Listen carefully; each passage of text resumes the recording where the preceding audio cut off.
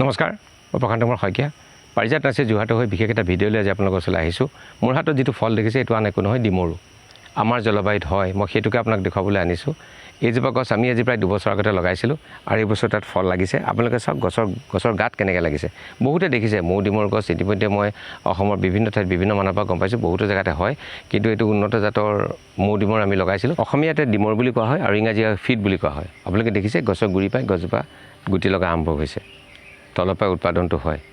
বহুত গছত যেনে আমি কঁঠাল গছত তেনেকৈ দেখোঁ তলৰ পৰা লাগে কৰ্দৈ গছত আমি দেখোঁ গা গছত লাগে ঠিক একেদৰে ডিমৰ গছত আমি দেখিছোঁ গা গছত লাগে পাতবোৰ দেখিবলৈ আমাৰ ডিমৰ নিচিনা লোকেল ডিমৰ নিচিনা পাতবোৰ অকণমান ডাঙৰ আপোনালোকে দেখিছে বহল ছাতিৰ নিচিনা এনেকুৱা সেই জেগাডোখৰ এনেকৈ ঠাণ্ডা কৰি ৰাখে আৰু ইয়াতে মই হাতত দেখিছে এইটো ফল ইতিমধ্যে পকিবলৈ আৰম্ভ কৰিছে আৰু ইয়াত যদি আপুনি মাৰ্কেট ভেলু চাই যেতিয়া ড্ৰাই যিটো মৌ ডিমৰ ইয়াৰ যথেষ্ট দাম বেছি আৰু ড্ৰাই ফ্ৰুইটছ হিচাপেও যথেষ্ট ইয়াৰ ভেলু থাকে এনেকুৱা ধৰণৰ ওখ চানেকৈ পানী জমা নোহোৱা জেগাৰ কাৰণে মই উপযোগী বুলি ভাবোঁ আৰু আটাইতকৈ দৰকাৰী কথা গছজোপাতে লাগে আপুনি দেখিছে একদম তলৰ পৰা লাগিছে তলৰ পৰা আপোনালোকে লক্ষ্য কৰিছে চাগে ইয়াৰ ওপৰতো আছিল 2-এটা আৰু ইতিমধ্যে 2-এটা চিঙাও হৈছে পকা হিচাপে যিকোনো জীৱ জন্তু বা হাত সাৰিবলৈ আপোনালোকে এইদৰে নেটখন লগাই থ'ব পাৰে বিশেষকৈ কেৰ্কেটুৱা বা বেলেগ বনৰীয়া জীৱ জন্তুৱে উপদ্ৰৱৰ কাৰণে হাত সাৰিবৰ কাৰণে এই ধৰণে আপুনি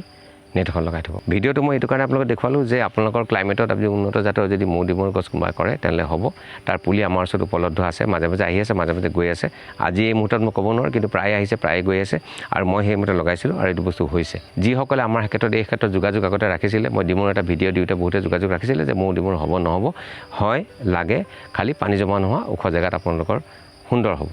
আৰু ব্যৱধানটো মই ভাবোঁ এজোপা গছৰ পৰা এজোপা গছলৈ অন্ততঃ মিনিমাম 8 পৰা 10 ফুটমান ডিষ্টেঞ্চ থাকিলে ভাল হয় NPK দিয়াটো জানে আপোনালোকে বাধ্যতামূলক যিকোনো ফল মূলৰ ক্ষেত্ৰত আপোনালোকে NPK বছৰত 2বাৰ আপোনালোকে দিব বিশেষকৈ পটাছ আৰু